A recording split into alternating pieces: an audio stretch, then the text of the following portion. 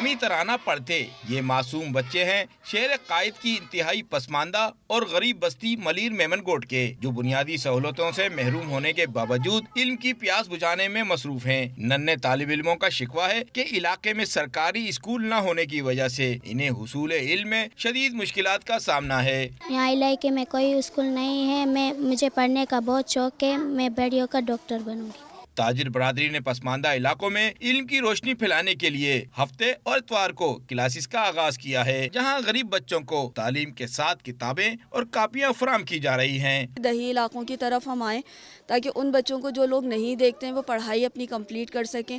ابھی ہمارا جو ہے ویکلی بنیادوں پر چل رہا ہے ان کو ایجوکیشن دینا، اس کے بعد انشاءاللہ تعالی ہم اس کو پر ڈے کے حساب سے لے کے جائیں گے پڑھانے کے لیے۔ تھرڈ ان کا یہ پروجیکٹ ہے ایجوکیشن کے لحاظ سے رورل ایریاز میں جہاں بہت زیادہ غربت بھی ہے اور بہت زیادہ ضرورت بھی ہے اور they want education, that's why we are coming here. اہل علاقہ نے تاجر برادری کی جانب سے تعلیم عام کرنے کی اس کاوش کو قابل تحسین قرار دیا ہے۔ مکینوں کا کہنا ہے کہ اس طرح غریب بچے بھی علم کے زیور سے آراستہ ہو سکیں گے۔ کیمرہ مین فقیرہ بیکے کے ساتھ رضا جعفری، ڈان نیوز، کراچی۔